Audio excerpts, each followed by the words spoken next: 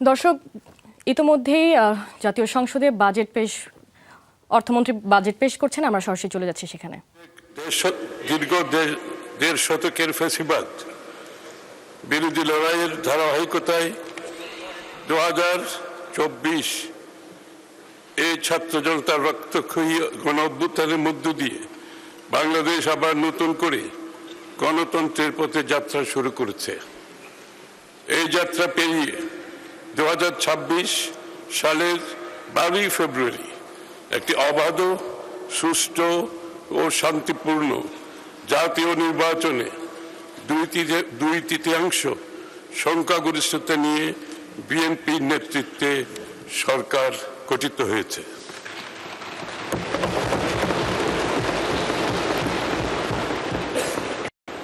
সরকারের অর্থমন্ত্রী হিসাবে দায়িত্বপ্রাপ্ত হয়ে আমি আজ এই মহান সংসদে আমাদের প্রথম বাজেট প্রস্তাবনা উত্থাপনের জন্য দাঁড়িয়েছে মাননীয় স্পিকার। শুরুতেই বিনম্র শ্রদ্ধার সাথে স্মরণ করছি মহান মুক্তিযুদ্ধের বীর শহীদদের এবং নির্যাতিত নারী সহ সকল আত্মত্যাগী মানুষদের। একই সাথে স্মরণ করছি স্বাধীনতার পর থেকে আজ পর্যন্ত গণতন্ত্র প্রতিষ্ঠায় দীর্ঘ সংগ্রামে আত্মদানকারী সকল শহীদ এবং গুম, খুন, হামলা, মামলা ও গুলিবর্ষণের শিকার সকল আহত যোদ্ধাকে, যাদের আত্মত্যাগ আমাদের জাতীয় জীবনে গণতন্ত্র, অধিকার ও নতুন আশার দিগন্ত উন্মোচন করছে। মাননীয় স্পিকার,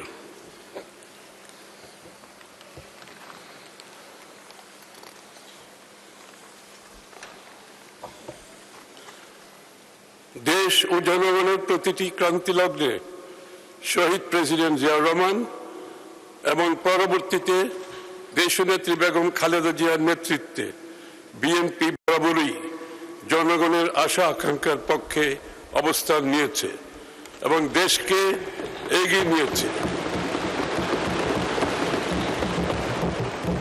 বিগত দেড় দশকের বেশি সময় ধরে জেকে বসা ফ্যাসিবাদ শাসনের বিরুদ্ধেও এদেশের মানুষের দীর্ঘ সংগ্রামে নেতৃত্ব দিয়েছে বিএনপি। 2016 সালের ভিশন 2030, 2022 সালের রাষ্ট্র মেরামতের 27 দফা এবং 2023 সালের যুগপৎ আন্দোলনের 31 দফার ভিত্তিতে বিএনপির নেতৃত্বে যে আন্দোলন গড়ে উঠেছে, সেটি ফ্যাসিবাদ বিরোধী গণ অভ্যুত্থানের জমিন তৈরি করেছে।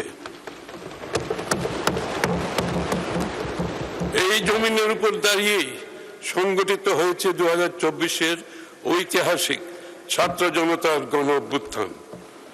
মাননীয় প্রধানমন্ত্রী তারেক রহমানের নেতৃত্বে রাজনীতি ও রাষ্ট্র ব্যবস্থার সংস্কার, মেরামত ও রূপান্তরের 31 দফার পথ ধরে বিএনপি গণ অভ্যুত্থানের আকাঙ্ক্ষাকে ধারণ করে আরো সম্প্রসারিত প্রস্তাব জুলাই জাতীয় সনদে উপস্থাপন করেছে।